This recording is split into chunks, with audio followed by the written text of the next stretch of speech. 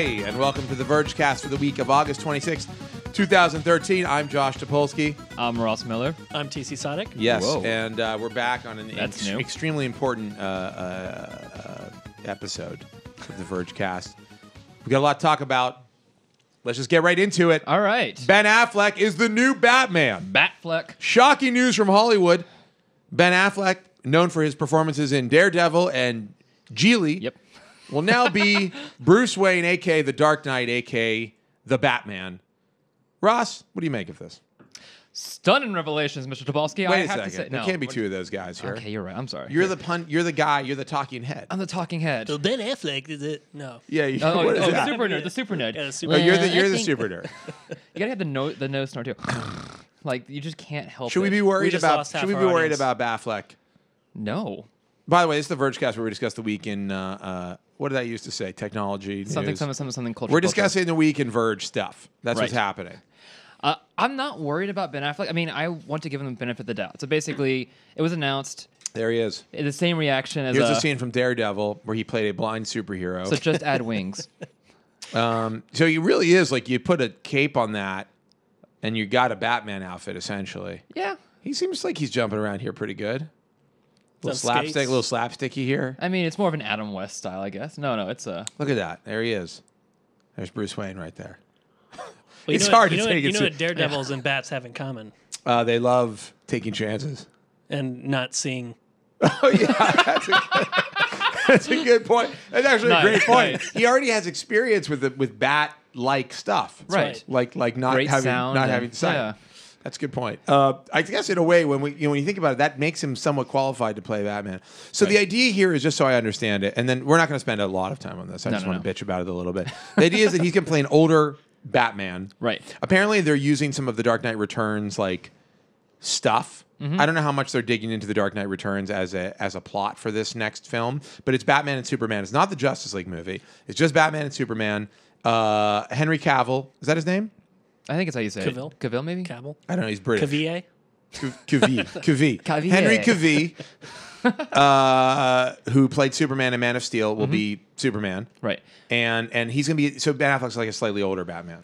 Right, and but then they're not like teaming up. It's like adversarial at first, I think. Well, of course it is. Of course. But then they're going to team up to take down, whatever villain they're going to come up with. Right. An old Joker. With the big rumor. They're going to recast Jack Nicholson as the Joker. It'll be again. all of the old Batmans trying to get This their is job not. back. This The- is the not prevailing- canon. This is not canon with the Nolan Batman movies. I don't believe it is. No, although Christopher Nolan is producing it. Right, which is what makes it so confusing.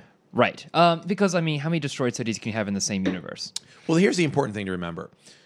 I haven't seen Man of Steel, first off, so I Okay. don't know, but I heard it wasn't that good. Not really. Here's the important thing to remember. I don't think that any of Nolan's Batman movies are really very good. I think The Dark Knight obviously stands out as the best of the trilogy, but overall, I don't think he did that great of a job. I know I'm in the minority here. Okay, well, here's I a better know I'm question in the then. wild minority. Who did a good job with Batman then? First two Tim Burton Batmans are excellent. Batman Anything with Michael Returns. Keaton in it Batman is just- Returns is my. Yeah. The funny thing about Michael Keaton is it was hard to imagine him as Batman, but I Right. actually think, if you watch Batman Returns, it feels right. That's That's a my bad, favorite. That's a bad argument Man, I mean, for okay, saying just- that Ben Affleck's going to be okay, because I can imagine a lot of people would be bad at Batman. No. I mean, and they would actually be bad. I don't think Michael Keaton was an ideal Batman. I don't think Ben Affleck is. Here's the thing about Christian Bale that worked really well. I'll say, Christian Bale seems like a kind of a troubled guy who's had maybe had some issues. I mean, he has. We've heard the recording. He's a troubled guy. He's who's a had some method issues. actor. Let's just be nice about that. He's Look, a when meth he's in actor? character, he's a meth head. When he's in character on the set of Terminator 4, Judgment Week, he can't. You can't just break out of a scene. No. If you see lights being moved, and you're trying to yell at somebody about Sarah Connor, you're gonna have to go ape shit. It's a known course. fact. No, but I mean, Anyhow, I but think he's you're- he's a dark, troubled guy. right. Now, first thing, Who would have made a good Batman? I have no idea, but I do not think Batman Returns holds up that well. Fassbender. I think you bring Val Kilmer back. Fat Get out of my Val face. Kilmer? Get Have you out seen of him it. lately? He's Yeah. fat Have Kilmer. you seen him as He can Twain, hold Mark more Twain? armor. Mark He Twain. looks incredible That's as right. Mark Twain. Have you seen this? No, I haven't. There's like a Reddit. Oh, the Photoshop thing. Yeah. It's not Photoshop. Play the clip. It's real.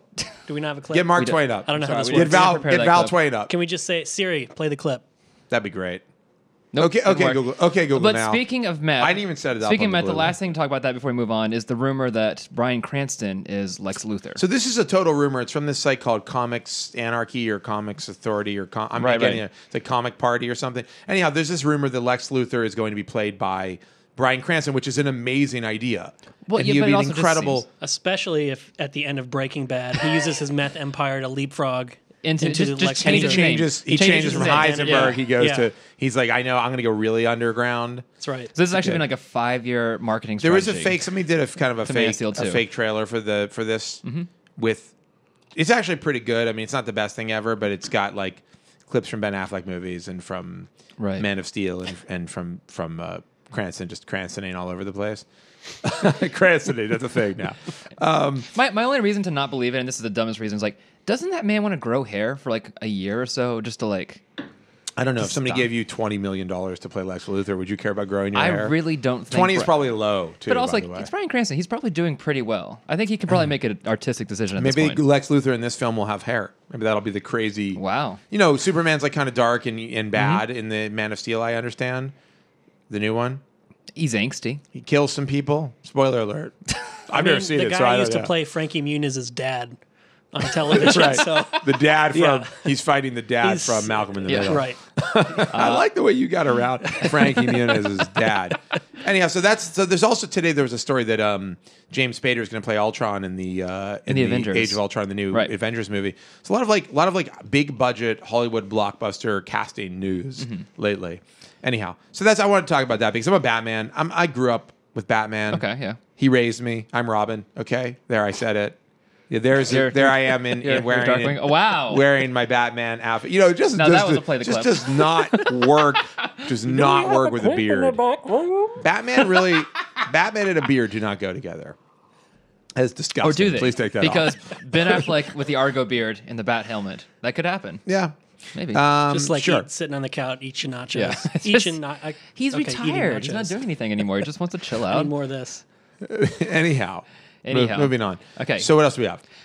Well, the other B's we have, we did Batfleck. Let's do a Balmer. It's the- Balmer. This is a huge week in news, by the way. Yes. This happened Friday, just after the Vergecast. Balmer is retiring from Microsoft, stepping down as CEO Sometime in the next 12 months. sometime in the next 12 months.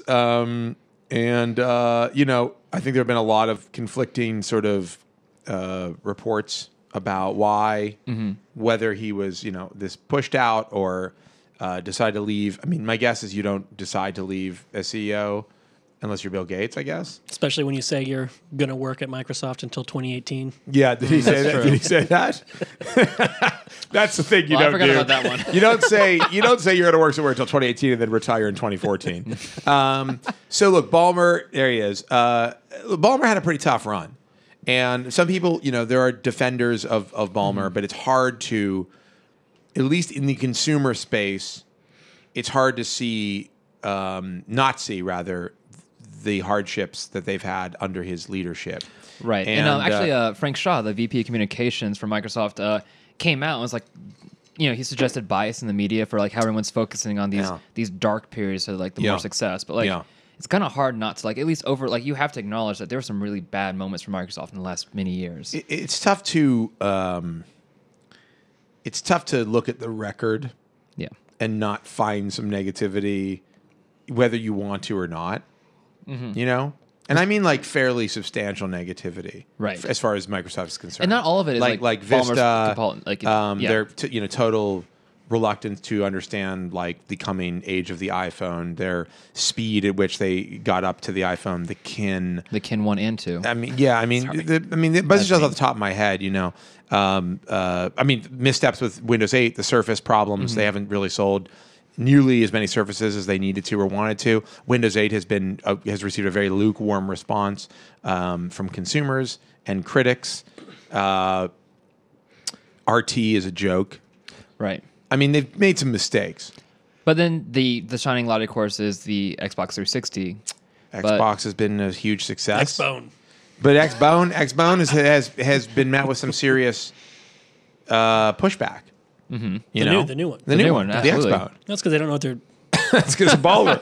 Because Ballmer. I mean, it is, but it is kind of like Matt Buchanan, I believe, wrote something for the New Yorker about the gist of his piece was, and Tom Warren actually wrote a great piece about Ballmer's sort of like looking for the silver lining, but not quite finding it. Right. And really talking about how it's been the legacy. It's a pretty dark legacy. And a lot of it has to do with being in the shadow of the legacy that Gates had. And I think, and I think that Matt in the New Yorker had a similar sentiment. His sentiment was kind of like when you don't have a vision, Right. it's really tough to run a company like Microsoft. And you do feel like there was a lack of vision. It did seem a lot like just stay the course. And they did talk about like this, like unifying the operating systems. They've done a lot for that, but like it's not consumer facing. And we how haven't do you- seen yeah. the fruits of that labor. How do you stay the course when you're in a monsoon?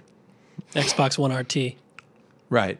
No, but it is true. Like when there's a sea when the sea is turning you upside down, how do you stay on course? Adapt or die. It's funny. Like I interviewed him at our second Engadget show. He was our guest, and we had a pretty in-depth conversation. And he did his famous line.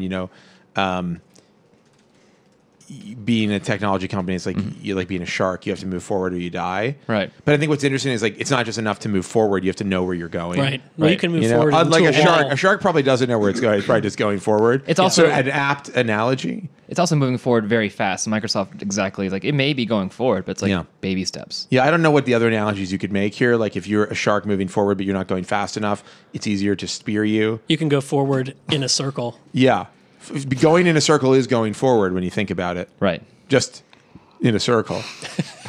And you can just keep doing it And then forever. you're chasing. You really, what happens is you end up chasing your own tail. So don't just move forward. Know that you're moving forward in the right direction. Anyhow, so that All was right. like It's a great analogy, I guess. But I like Balmer. I think he's a smart guy. A lot of people, and we've talked about this before. People don't give him credit. I actually think he's done a lot. He did a lot of things right. There are right things that he did. There are good things that he did.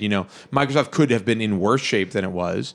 They had some really ambitious and still have had some things like the Kinect, incredibly ambitious projects that have turned out to be successes. And you've been to Microsoft's research and development labs. Yeah, Those their R&D those are labs, amazing. Their R&D videos. labs are awesome. Like they're working on or trying to work on amazing things. It's just that you have to compete on so many levels, and you have to have such a big appetite and vision for like what's coming and understand, particularly in the consumer space. I mean, I'm not talking about like in IT and enterprise. It's a different story. Their footprint is very different. But in the consumer space, you're dealing with very quickly moving weather patterns, and the shark is left out of the ocean into the air. This is the Sharknado moment from Microsoft. I mean, a tornado came along and swept their sharks out of the water, and now where are they going? They're flying to Tara Reid, and you don't want that to happen. In reality, it's the chainsaw by which because they might get addicted to drugs. It's the chainsaw by which we attack the Here's the Sharknado. moral of the story: is don't let your Sharknado get addicted to drugs. Right. Okay. All right. What's next? We're just gonna fly through the bees. Affleck, Balmer, Barra. Hugo Barra just left Google. Hugo Barra or Barra? Barra. I'm not sure. I think it's Barra, but I could be wrong. I think it's Barra. Hugo Barra has left. He's the VP Right. of Android. Yeah, we've talked to him many times. Actually, Has left. really friendly guy. Here he is. Lovely man. Right. Smart guy. Really very responsible for a lot of what's happened with Android over the last. He's been there for 5.5 years. He's left Google. Right. He's going to Xiaomi. which is a Chinese phone maker you've never heard of before. Right, and they're young, but they are one of the biggest Chinese phone manufacturers. They could be the now. next Huawei. I mean, that's seriously. Though, Oh no. You're absolutely right. Actually, I mean, it's a big Chinese Android market, which I want to make sure we make clear. Like, it's a definitely good move for him. Well, outside of Google. Well, no, I don't know if it's a good move for him. it's a move that happened. It's a move. It's not a bad. He didn't. I mean, we don't know what he's going to be doing there. We don't know the extent of his job. We do know that they're in a company that is unknown. He's going to continue to help drive the Android ecosystem. Yeah, exactly. But like, is that Google's statement? It's his statement. Oh, it's his statement. His Yeah. statement. I mean, it's not okay. So the thing is, and we haven't reported on this because for several reasons. There have been, if you read Silicon Valley gossip sites, you will know that like and a few legit ones. and too. a few legit sites. So Sergey Brin and his wife. So this is like a crazy. We're rabbit gonna go hole. through the whole thing. We're just Okay. gonna go. Sergey Brin and his wife have split up. Or it appeared to have split up for a while. Yeah, and his wife runs 23andMe, the DNA testing company. And we've covered them. And we have covered them. And Okay, so I'm not even sure where to go with this. He's long story short, like Hugo Barra's ex-girlfriend is Sergey Brin's new girlfriend. Right. And we don't know how much this has to do with any of, he claims, he said, or somebody said, sources said, these are unrelated. It's hard not to see how they're, it's hard to see how they're unrelated. I mean, but I guess it's possible. It's just weird timing. It's like the story breaks about Sergey Brin. One day later, Hugo leaves Android. And then that same day, it's, in unison with that news, it's discovered that the girl is the same girl, there's a connection point there between the two guys, So it's weird because you either it's pretty gossipy, but it's really interesting. People either don't mention it or they mention and deny it, which is to say that it's a related reference and it's worth mentioning at all. I mean, I think what the bigger question to ask here is, Rubin has left Android. Andy Rubin has left Android. He's kind of moved to another project, supposedly within Google. Right. Hugo Barra is out. Right. They've got some great people there. Sundar, Vic Kundotra. Well, Vic is in Google Plus, and Sundar is running Android and Chrome as well. They've got Hiroshi and Matthias, right? The shirt Matthias. What? Shirt guy. Sure, guy.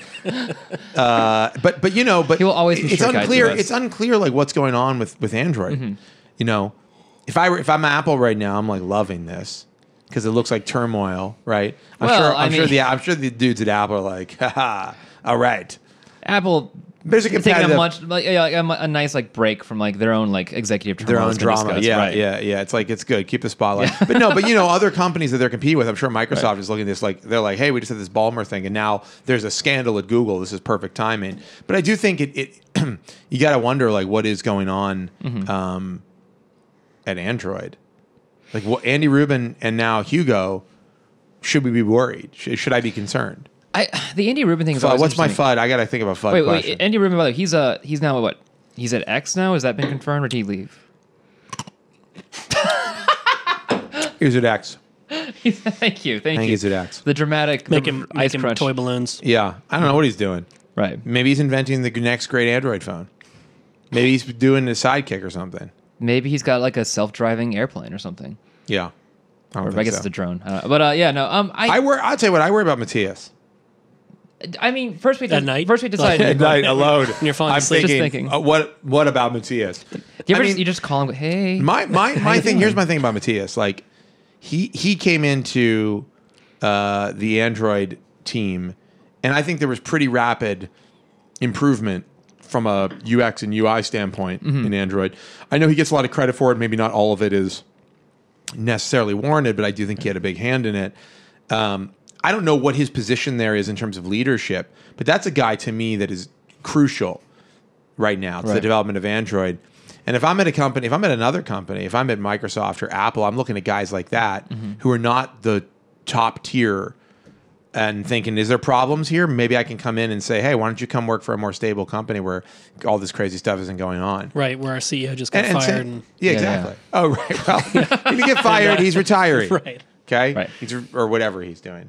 But I'm just saying, Android, I would be a little concerned that they need to get their ducks in a row, and it needs to be clear who's running things over there and what their vision is for. Because that's people may not think it's an important product for Google, but it definitely is. Right, and whether or not you want to put the other gossip part as related, I mean, the fact that this is happening such a high profile, that's what people are starting to care about.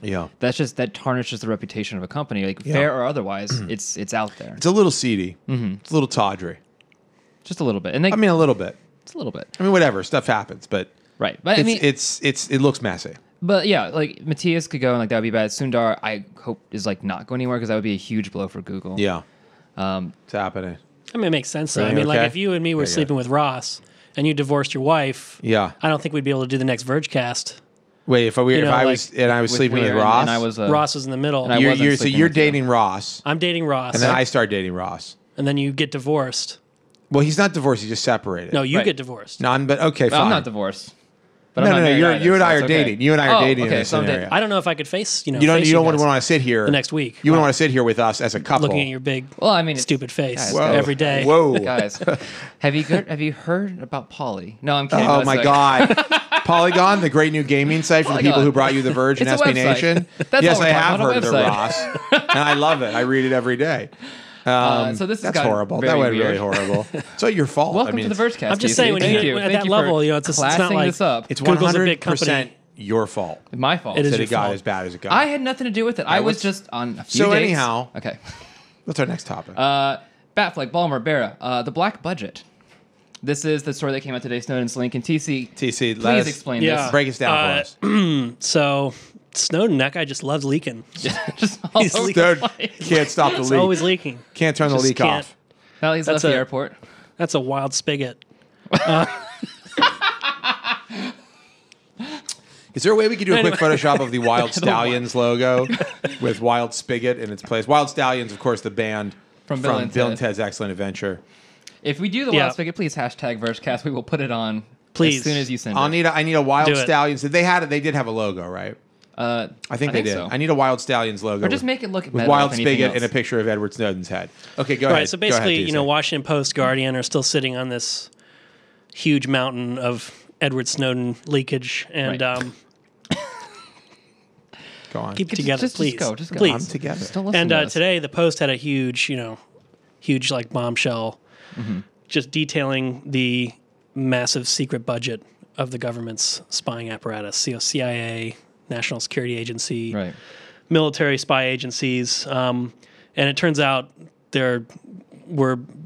our spy complex is bigger than it was in the Cold War. Basically, How much we talking? it's like $52.6 billion budget for NSA, CIA, and other security agencies. Now, is that total? And then there's- Wait, is that total budget, or is that the budget that we just found out about?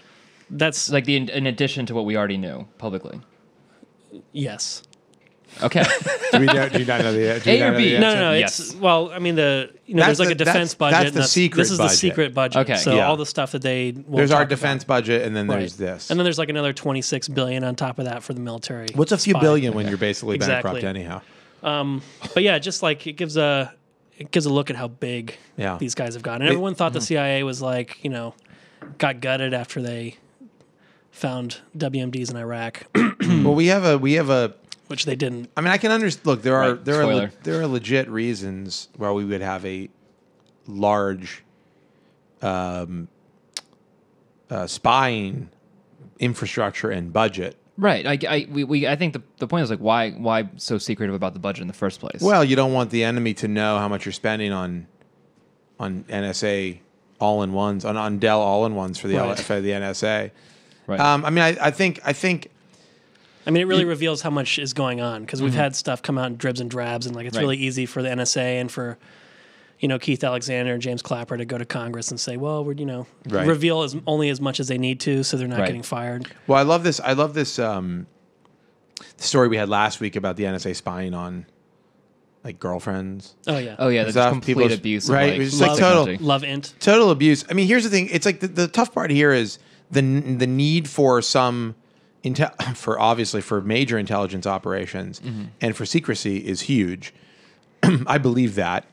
But how do you balance it with this unchecked, Right. these Right. kind of like rubber stamp courts and this unchecked abuse of power? I'm all for going after credible issues, threats, Right. whatever. Seeing the The Google- the problem is going after stuff that is like you think your girlfriend might be cheating on you. Right. But of course, if Hugo had this technology, Well, okay. we might not be here right now. I don't know any At of the no details. point- I don't know who was cheating on him. At no point does it ever look like there was ever cheating. It looks like it was one after the other. Well, it's I mean- sequential. Well, I don't know. Okay, fine. We don't know, but that's Sergey split from his wife, and Yeah, to be anyway. fair, girlfriend. like, they're technically still married. If you know were that- in the NSA and you do know the facts of that, please let us know. We don't know, by the way. Curious. Yeah, this is just gossip. We don't know any of these as a Right. fact, which is why we didn't write a story on it. I'm just talking. This is the Vergecast, and no one's watching. So. Doesn't matter. So what do we learn from this budget? It's a big budget. What do we know from it? Do we have any details? A couple of interesting details. Yeah. Like just like a few like different technologies they use for surveillance that we did not know. One of them, I love this. One section of the report describes what appears to be drones with biometric sensors that we're using to help and identify Al Qaeda members. So just crazy technologies to look for them using biometric sensors. What does that mean? Like body heat? Who knows? It Man. isn't clear. the But drones biometric- can smell you from the air. or Yeah, is that something, it? Like that kinda- sensors? I don't imagine it's a drone that like Sensors. you need to touch to like detect. I'm assuming they're not just like walking around going, "Hey, can you just touch me? I'm for sale." Oh, biometric sensor. You don't think that they're sending drones in with undercover, saying to the Al Qaeda operatives, "Touch me, I'm for sale." I don't even know what that means. Just like I don't know. Like, well, it has to be. I literally have no idea what you mean by that, but that's fine. I don't know. Well, I mean, what else? Anything else? Do you see any other big points to talk about here? I mean, this just happened. Like people say I talk too much on the Vergecast, but I think I know why now. You guys are letting me down. I thought you had details, and look at you. You got nothing. I'm looking at you, man. No, like found out the CIA, spends a ton of money on the same stuff that the NSA does. Like, there's duplication of effort. Mm-hmm. Everyone's spying. Basically. Next topic. Yeah. Next topic. Okay. I mean, something to say. It's It's a horrible police state that we live in. A horrible, beautiful, free police state where I can eat any kind of food I want at any time of the day or night. Except America. I'm not telling you something about America. You may knock America, but America's got some pretty cool stuff going on. It's really good food. Like in New York, even in most towns, you can get any kind of food you want anywhere, almost at any hour. Right. And have you been in a 7-Eleven? It is insane. Is that Circle K? 7-Eleven. Same. I don't know. How long have you lived here? 7-Elevens have donuts that look exactly like the Simpsons donut. And they're so good. Are you aware of that? They also have a thing called an icy. It was a Slurpee. No. Icy and Slurpee are different. Slurpees are like fruit flavored. Icy's are like. Do they have ices or Slurpees? Slurpees. I think they have Slurpees. Yeah, Slurpees. Sorry, they have Slurpees. Have you ever had a Slurpee? I had one the other day. They're nuts. Like, I can't believe they're even legal. I know Bloomberg tried to outlaw them, but they should be. Wait. They do make sugar-free Slurpees, though, in defense of. And I've seen posters all over about that. I thought that we got a 7-Eleven in our neighborhood, and I was very upset about it. I was like, this is an outrage. They're encroaching on my local bodegas, of which there are several hundred in a 4-block radius. I got to say, 7-Eleven brings its own charms to the proceedings. 7-Eleven gives you something you can't get in other places. Right. Also, something I didn't know. Slurpees for what? I didn't know this. This is like a thing, a global thing. Okay. Teenagers hang out at 7-Elevens. Even in New York, there are like groups of teens just. I've never seen this. You're kidding me. Chilling at 7-Eleven, just talking, hanging out with their skateboards in the eye. It's like there's no room in a 7-Eleven. Yeah. There's such thin. They found room. Okay. They're teens. They can do anything. They found room in a hopeless place.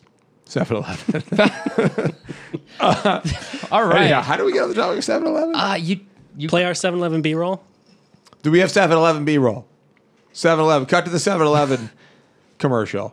We don't have 7-Eleven. I'm being told we don't. I'm being told we don't have 7-Eleven. Guys, B-roll. we are all being told there's the same I'm being thing. told that we do not, in fact, have Circle K. Circle K B-roll. All right, we have Circle K B-roll. Guys, I don't want Circle K please? B-roll. That feels. Can we do run like the a hand clip? gesture? Can we run the that's clip? right there. Let's wrap it up. Let's wrap it up. Oh, let's go. We can't do that. That's not it. There it is. Oh. Could you just slowly zoom in on the? All right, see, it moved. Look at this. Go to the back. It's Go to the footage. Slurpee menu. Can we see the Slurpee menu? I see. Those are wings. Could the wings be still? Oh, cold drinks. There we go. All right, Slurpee. Zoom in. Is Slurpee in the OED? This is so magical. Do they add Slurpee to the OED? Great entertainment. There it is. Get one. All right, guys. They have Slurpees. a sugar-free Slurpee if you're worried about your kid's health. This would be a good time to let you know that Definitely give them a 64-ounce Slurpee, but make sure it's sugar-free. Next topic. Ross. Next topic. This is the last B topic, so last time I'm going to do this list. We've done Affleck, Ballmer, Barra, Black Budget, and finally, you want to talk about this Blackberry. I don't want to talk about Blackberry. You specifically were talking about this earlier, like you wanted to make a note about, I guess, the story about Q10, also the John Herman story that was really John good. Herman wrote a great story. And we should definitely talk about this for a John second. Herman, he writes for BuzzFeed.com. They have a tech section called Forward that John Herman is. FWD, by the way, not the whole word. It's okay. You can infer what it is. Right.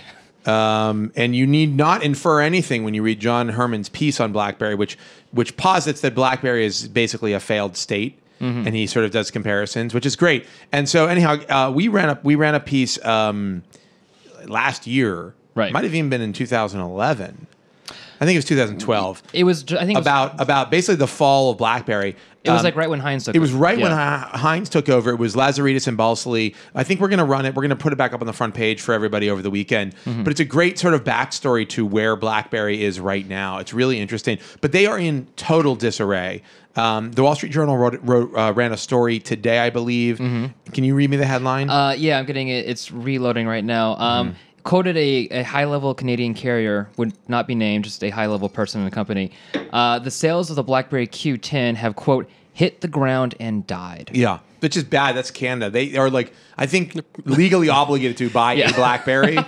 I don't think you even get a choice, so that's not good. No, that's it. There wasn't even a footnote saying apologizing for the headline. There was a story. There was a story recently that the. I'm sorry, but sales are so bad. There was a story that the BlackBerry app world is overrun. A third of it is taken over with like scam garbage apps from one developer, one like spammy developer. Seems crazy because why would you put so much effort in such a small base? My guess is it's just like duplicate. Sorry, that was just my guess is just with horrible duplicate apps that require no effort whatsoever. Right. And then just generally speaking, market share is shriveling.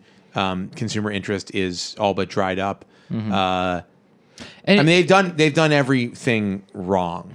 And I have to say, a shame too. Like if you look at like how it was a fast shame they in like fell. 2010. Well, I think it was a shame years ago. I think you look at this is like people in the technology world take note. 5 years ago, RIM was basically when the iPhone launched? 2007. Mm-hmm. 5 years ago or so, RIM was unassailable. You know, they were 6 years ago. They were like the cool. Even in the first few years of the iPhone, they were still considered the cool, like a kind of a status symbol. They had defined a market. They had services that no one else offered, things like BBM, super secure devices that were massively deployed in Fortune 500 companies, in the government. They had a total celebrity sort of cool factor. Mm-hmm. Like even now, Kim Kardashian, if you watch Keeping Up with the Kardashians, which I do, she still uses a BlackBerry. I mean, they had incredible. Wait. Did she use it out of choice, or is she? I don't know why, but she's definitely. Is she the new creative director of BlackBerry? I don't think she's the creative director. They'd be doing better if Kim Kardashian was the creative director. But I understand Northwest does have a contract with BlackBerry. Northwest, of course, the child of Kim Kardashian and I think Yeezus West. Can I call him that? Yeezus West? Anybody do that? I think just Yeezus. I think is that it's his just one God-given word. name? I guess it gave it himself. God gave. Yeah, exactly. That's good. I mean, just hold on a second. Okay, wait. Go ahead. What were you going to say? I'll just say logistical reminder: if we could take phone calls and find an elusive BlackBerry user who actually fondly says, do you want to take phone calls? I'm kind of curious. Let's open the phone lines up. Are you a BlackBerry user? 1-888-418-4074. What's it like for you right now? How do things feel in your app world? By the way, the Vergecast is not a self-help hotline. If you are feeling depressed by your BlackBerry, I don't mind taking medical attention. I also don't mind taking self-help style questions. Okay. TC appears to be dialing the number. Yes. No, you got it. But you know the state that they're in is this is what I was going to say is like let this be a lesson. You may be on top now, right? Google, Apple, who else is on top? Samsung. You may be riding high on your waves of success, but nothing lasts forever. Verge, nothing lasts forever. I live in fear of this. In the cold November rain. That's right, in the cold November rain. No, but like, you know, we're a relatively new internet website. Less than 2 years old. And I just think all the time, like, you know what? Other stuff was new at one point. Mm-hmm. Is this how the Verge does business? Now it's all. They know they know who's calling. Okay. He just hung up on you. TC. But you know, in our industry, in the industry of technology, and by extension, the internet, and the rate at which, like, and by the way, I think this now feeds into all of our culture. The rate at which culture moves is incredibly fast. Mm-hmm. Technology has always been this hyper fast moving thing, right? And to see a company in the span of 5 years go from complete success to complete failure is striking in a place where they had dominated and been the only person in that space, you know?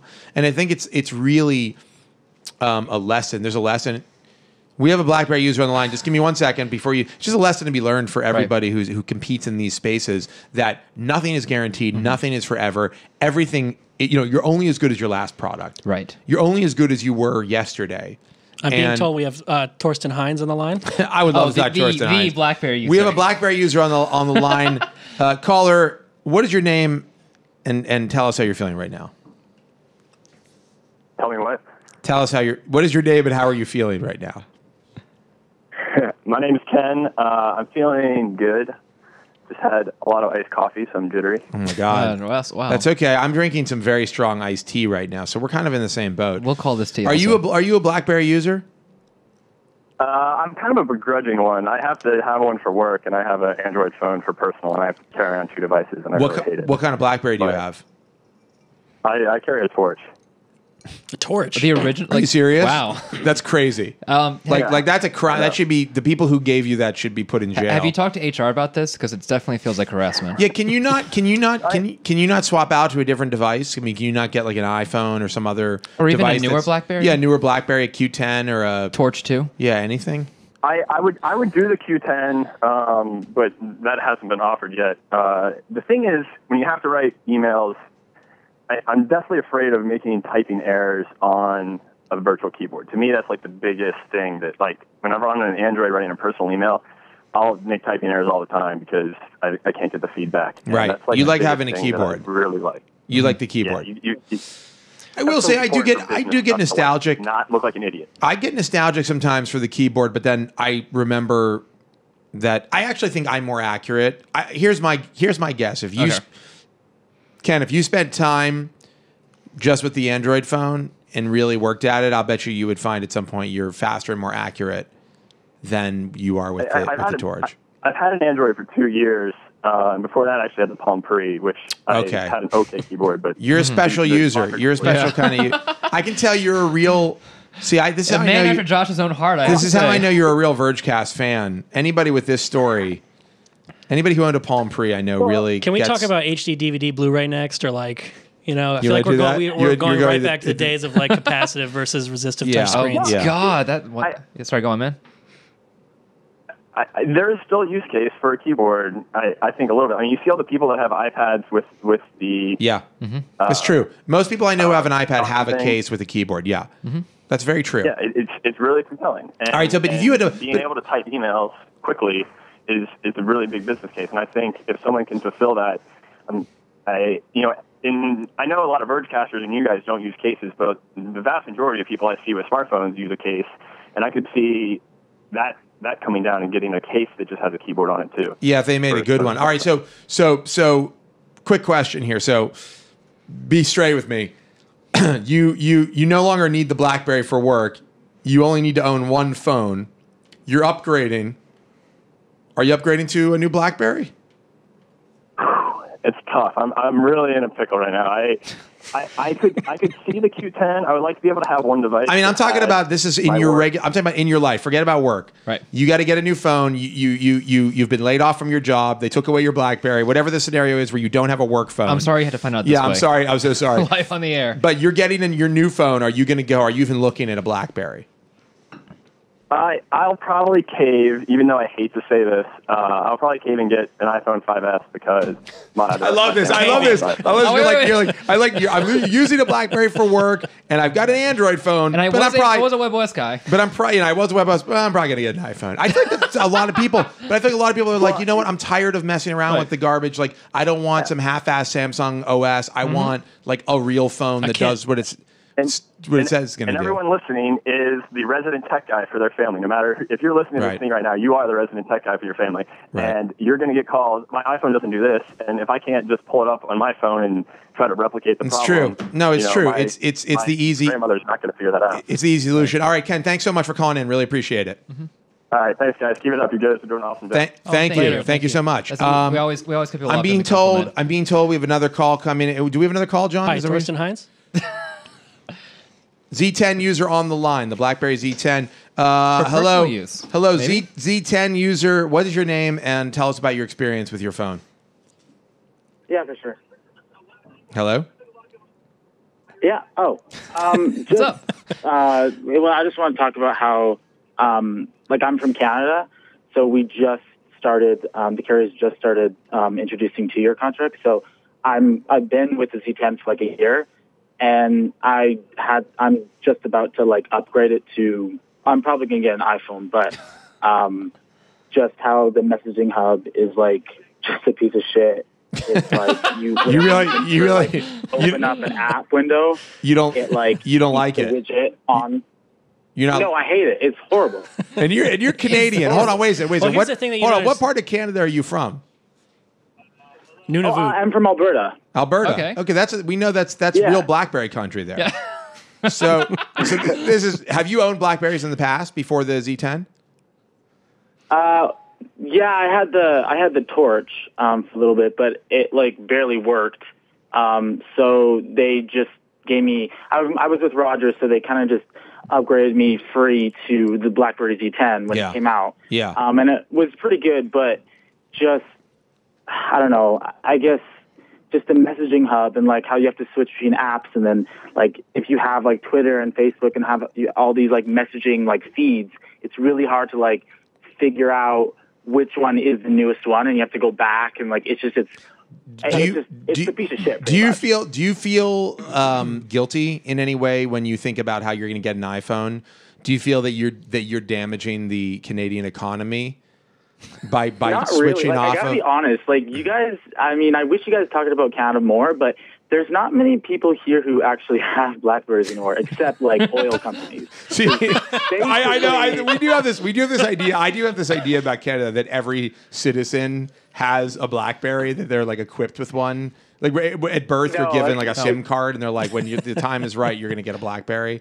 So you're saying that you don't see a lot of people with Blackberries. So what about the whole thing about balloon No. hockey? If you're in an oil company or like a structured where like your company gives you as a what is it? I don't think he has the Q10. He has an old type of Blackberry, but like a Bold or something. They're all kind of old. Like soon. Right.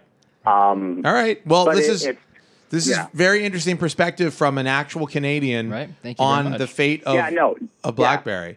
You're saying Nobody has Blackberries here. It's all iPhones. Trust me. Everyone has Macs. We don't live in igloos. Don't worry about it. Like we're all the same. You heard it here first. I gotta say, I don't think this guy's Canadian. Do not I live think in he's- igloos. All right. Thank you very much for your call. Really appreciate it. No problem. See you later. We have the next caller is someone who works for a phone company who works with BlackBerry. I'm being told we have Deep Throat on the phone. Caller, you're on the line. It's actually there. Tell us your name if you can. If you want to remain anonymous, that's fine. If you have a voice modulator, that would be awesome. Tell us about your story, your relationship with BlackBerry.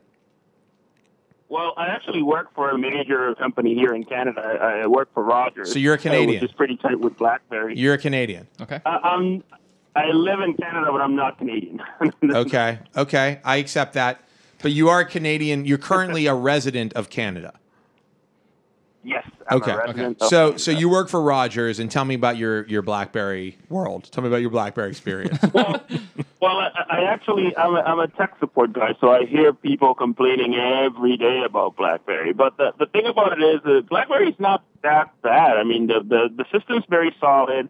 The Z10 has a very solid system, very good operating system, and it does everything that you need to do. The problem with it is just the applications. I mean, when you go with your teenagers or with your sons or yourself, oh, this is Instagram. Oh, wait, BlackBerry doesn't have it. Right. We need this thing. Oh, it doesn't have it. So people complain pretty much about the app. Do you feel like do you feel like if BlackBerry had come out of the gate with Instagram and whatever apps that we think are the most vital and important, do you think that would have changed their fate here, or do you think that they had was there too much working against them?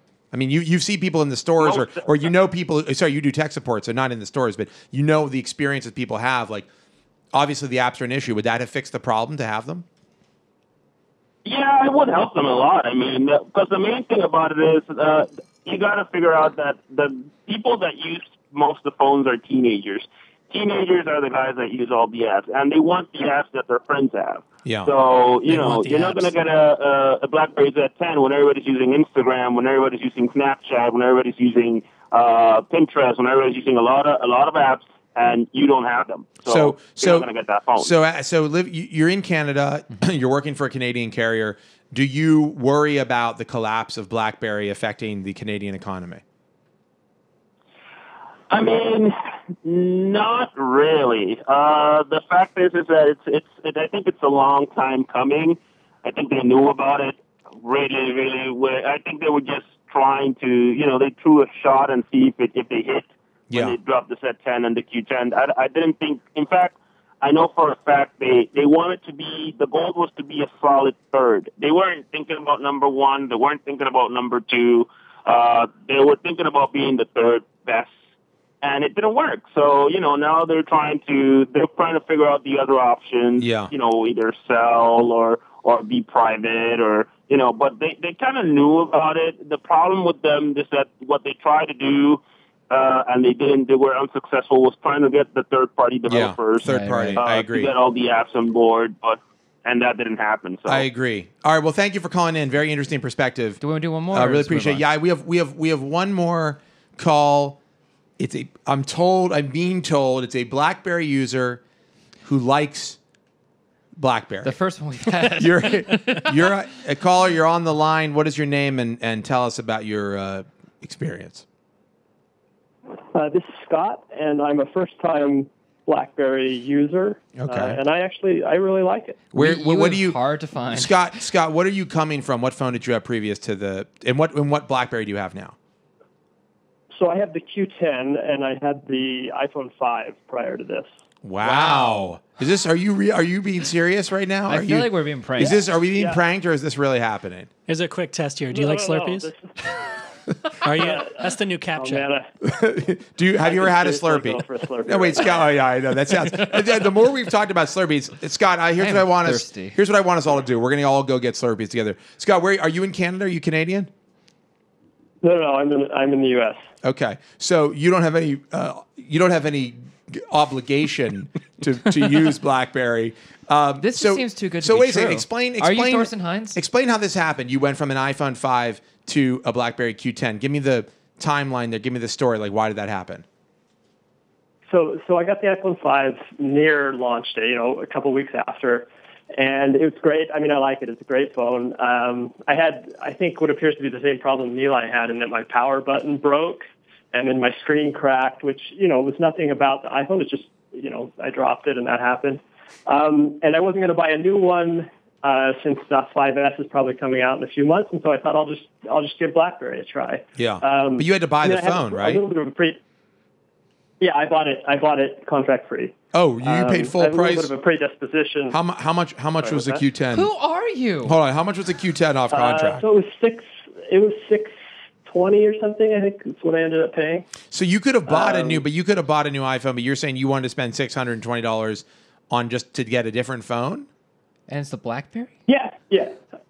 So what? Okay, I'm having trouble believing this, but keyboards. I used the Nokia E71. I used the Palm Pre. Oh, okay, okay. I see a trend here. All right.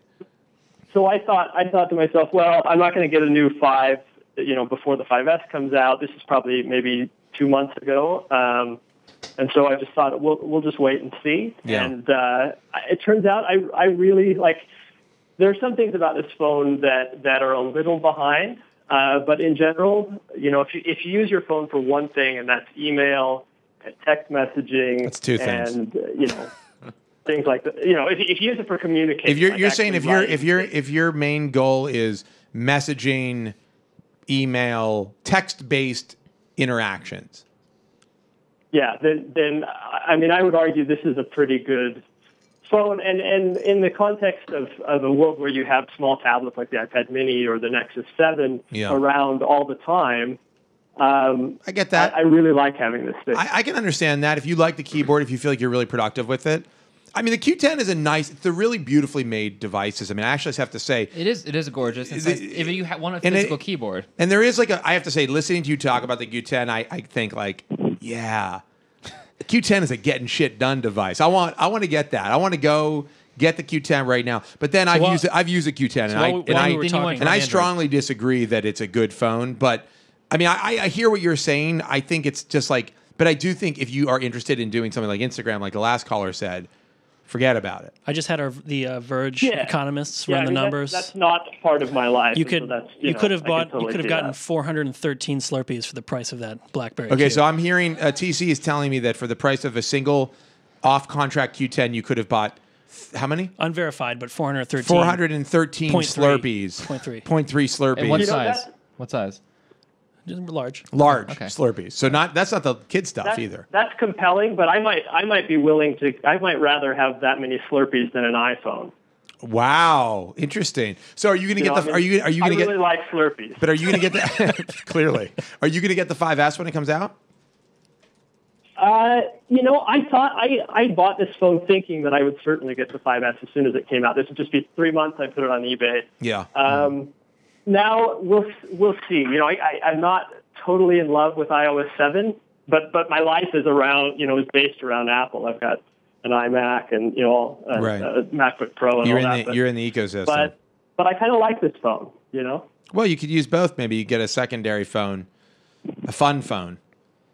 Anyhow, thank you. So I'm willing to pay $650, but maybe not $1,300 for right. phones. Well, you could sell that on. You could sell that on. You could sell your Q10 on eBay, but you're not going to get a huge return on your. I worry that you're going to be losing money on that. I worry a lot about you, man. I mean, but stay in touch. Buy Slurpees.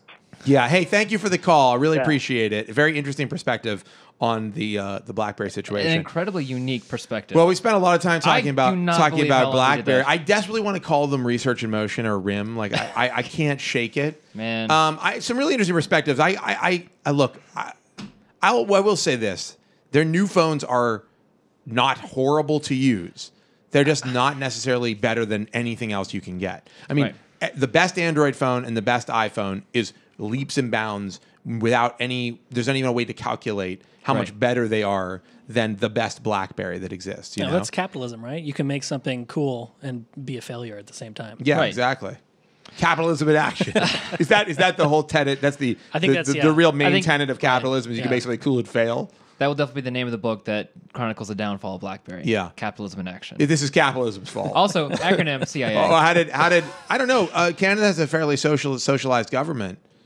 Socialized country. It's a fairly socialized country. So let's talk about Slurpees again. This is going down. I'm just saying. They worship at the altar of communism, basically, in Canada. Where's Paul when you need him?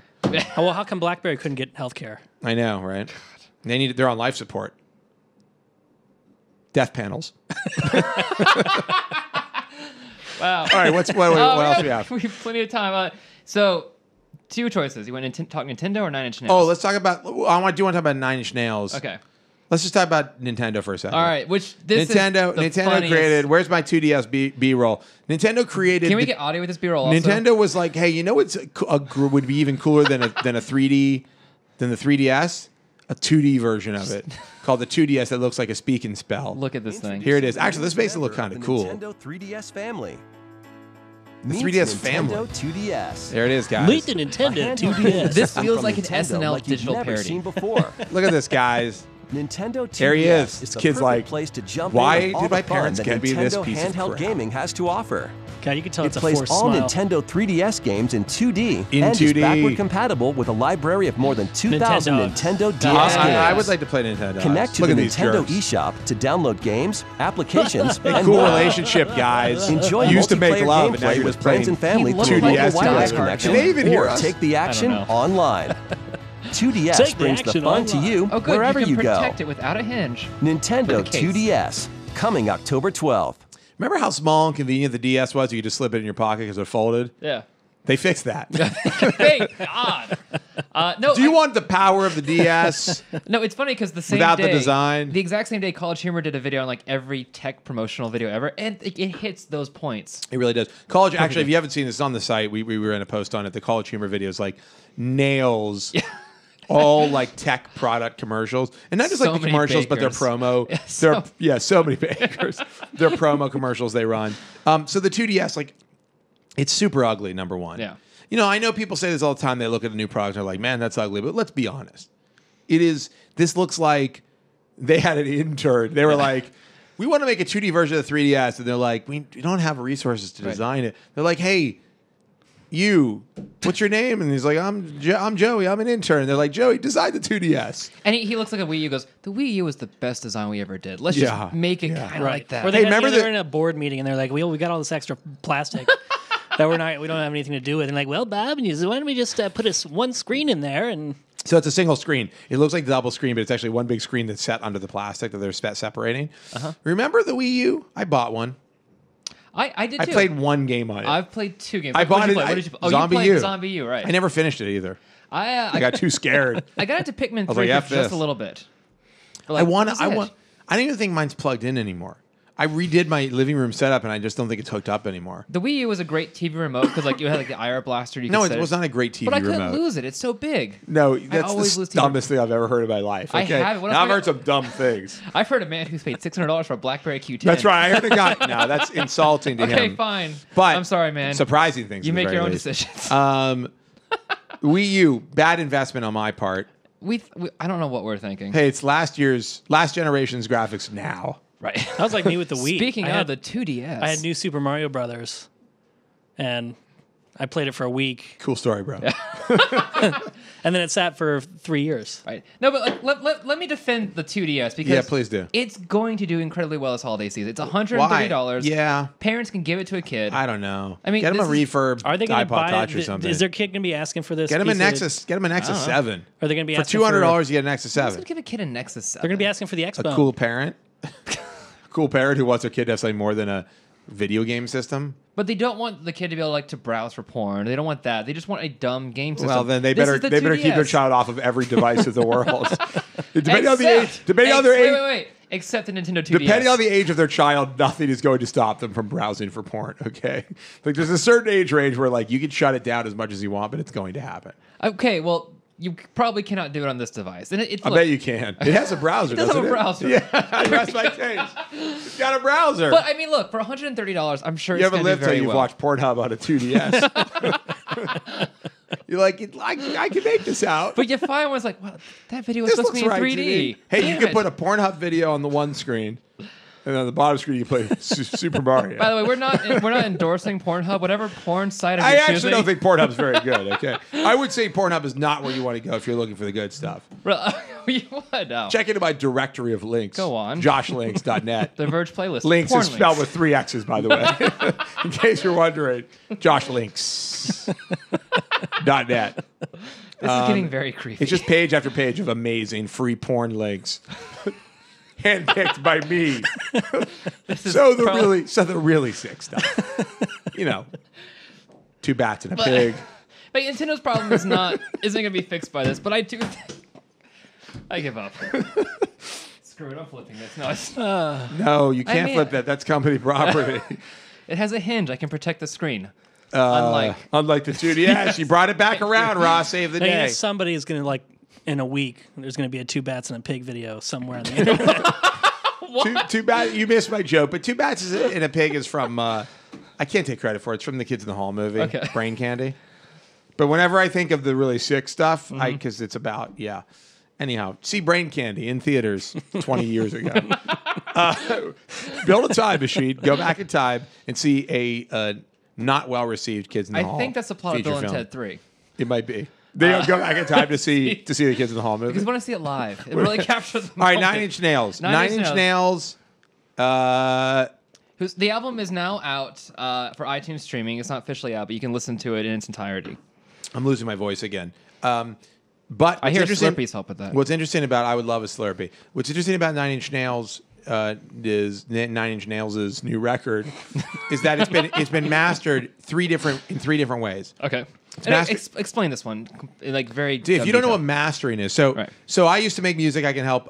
This is my explainer. explain for this. it like I'm 5. So when you're done, making a record in a studio, you have a multi-track recording in a studio that you mix down to like a. Well, actually, when you mix, there's a bunch of different ways you can do it. But eventually, you take those tracks and you have them as. I mean, you might. This is not good for a 5-year-old. After you're done making a record in a studio, there's a process where that record is mixed and mastered for its source, what source it will be on, like a CD, digital. There's a special mastering for vinyl because there's different tolerances for vinyl.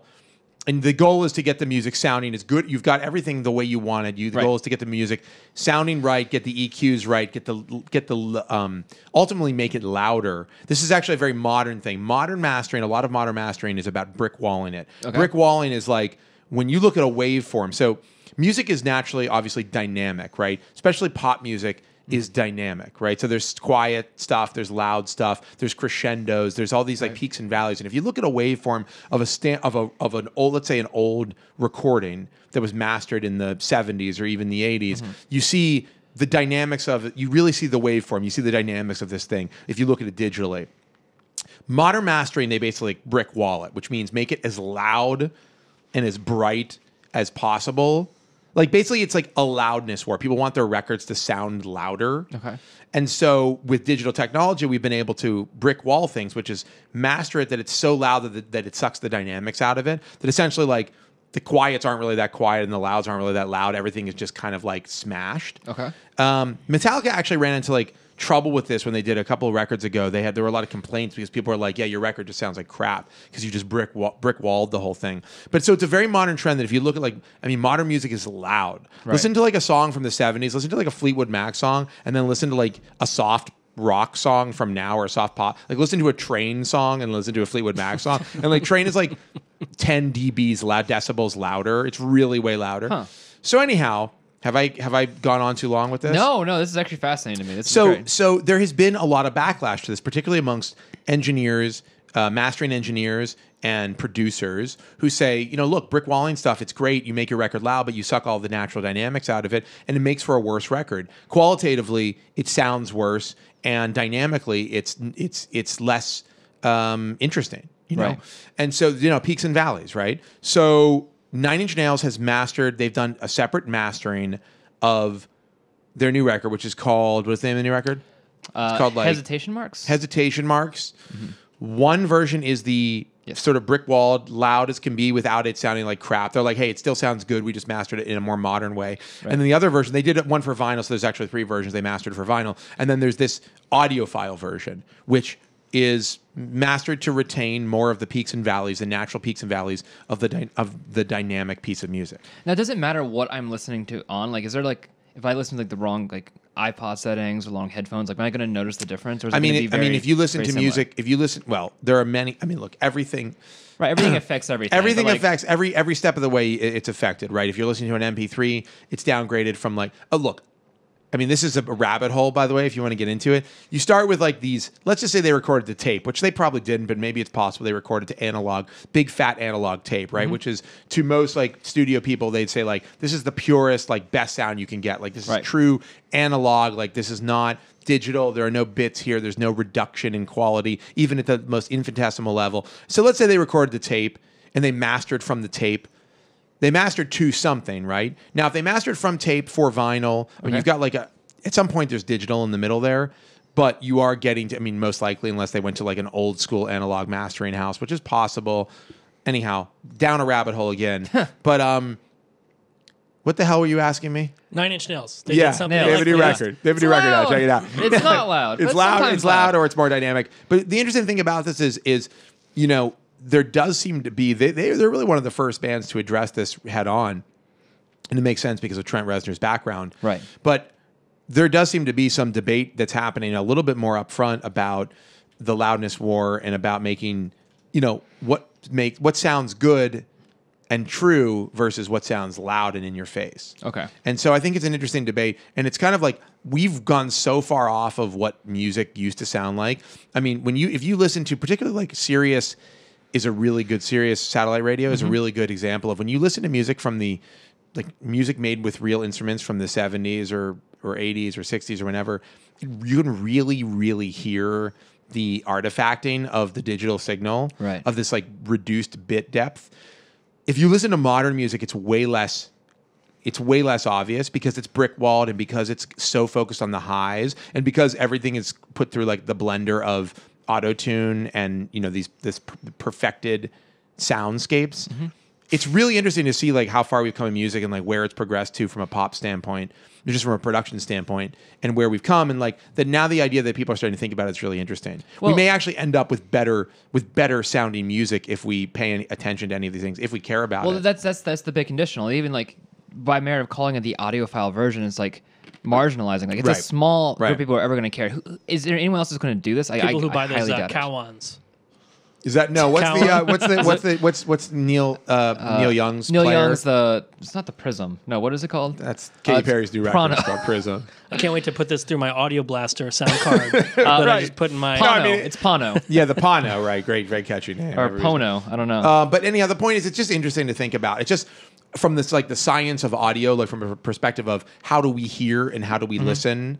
It's really interesting to think about the quality of something, you don't think about dynamics. Right. And now Trent Reznor has maybe made 5 more people think about it, which is cool. And I'm interested because and this is not trying to be a humble brag. I'm going to the Philadelphia concerts to see Trent Reznor this weekend. Is that a humble brag? It's kind of a humble brag. I don't see that as a brag. Well, the point is, like, a brag would be like, I'm good friends with Trent Reznor, by the way. It's and like I'm a neutral hanging fact. out with him. I'm hanging out with him backstage Neutral at the fact. show. All right, Yeah, that's a sorry. neutral fact. Humble brag. I'm going to go get into a sweaty mass of people and go watch a concert. But my Not a guess brag. is it's probably not the audiophile version of the concert. It's gonna be I mean, very everybody loud. can go to a concert. It's not. You're not bragging. Okay, fine. not a humble fine. brag. Yeah, It's go an ahead. Sorry, awkward what were you going to say? Sorry. Well, not everyone go to a concert. Oh. Okay. Anyway, but that all notwithstanding, it's someone else. It's a festival. Everyone's using the files. Like, I'm imagining it's not going to be like really mastered concert experience either. Like, we're going to get like a lot of noisy stuff. Some live venues can have amazing sound. In fact, live venues are often where you really see dynamics at play. Mm-hmm. I went to see Fleet Foxes a few years ago, and Fleet Foxes on vinyl or on whatever just sounded like a pretty mellow band. But they were kind of like thunderous live. Yeah. Some songs that sound really soft on the record are thunderous live, and that's what happens when you're in a room with live instruments and direct amplification of those instruments. Right. It's a totally different experience. So that stuff matters. God, I'm really down a nerd wormhole here. Like, this is interesting stuff, and I'm glad we covered it too. Because this is Anyhow, something we can talk about. I'm interested to hear the differences between the two records. I mean, you don't get a chance to do this very often. Mostly everything is just mastered to hell and back.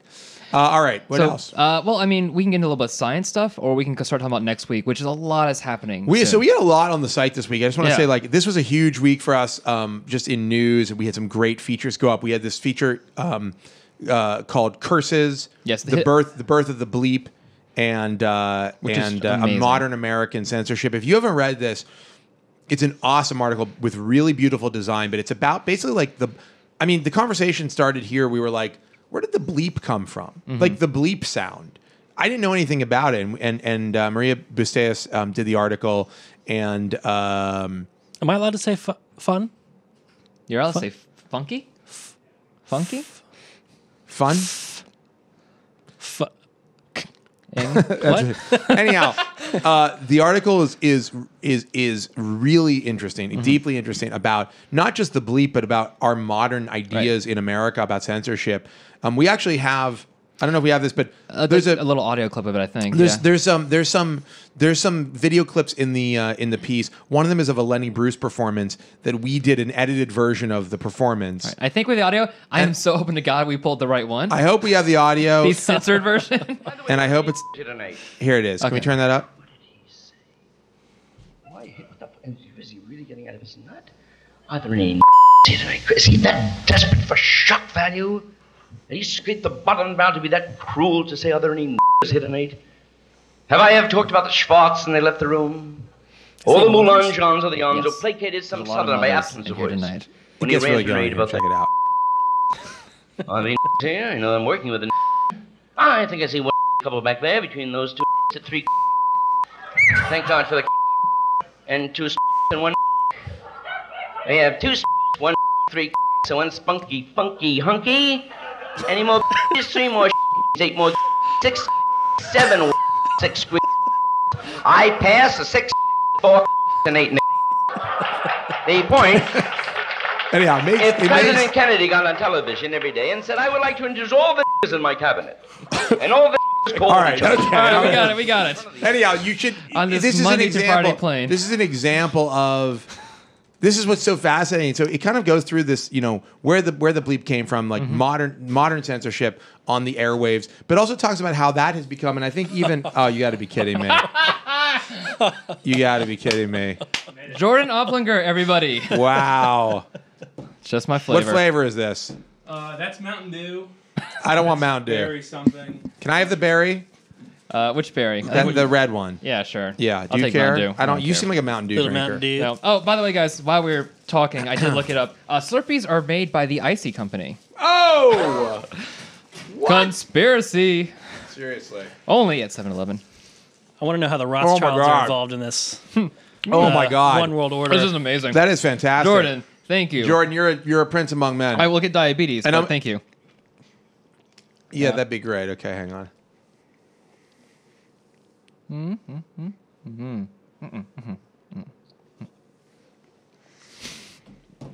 So I'm being told that's great. Yeah, I'm hearing coming over the wire here. It's That great. is great. All right, what else do we have to talk about? Anyhow, sorry. So you should read that piece. The monkey fighting piece. We've been referring to it as the history of the bleep, birth of the bleep, and modern American censorship. It's really amazing, and you will get to hear the unedited version of that if you're interested. So go check it out. We did. There's been so many pieces. Yeah, we did that. Do we have a list of things that we've done? We did that. Obviously, we just put today the best photo apps. Ellis and we Casey did an amazing job. If you're looking for the photo app to get your stuff up to the cloud and store it and not have to worry about it, we have the most exhaustive breakdown of all of those services, which is great, and you should read it. What else?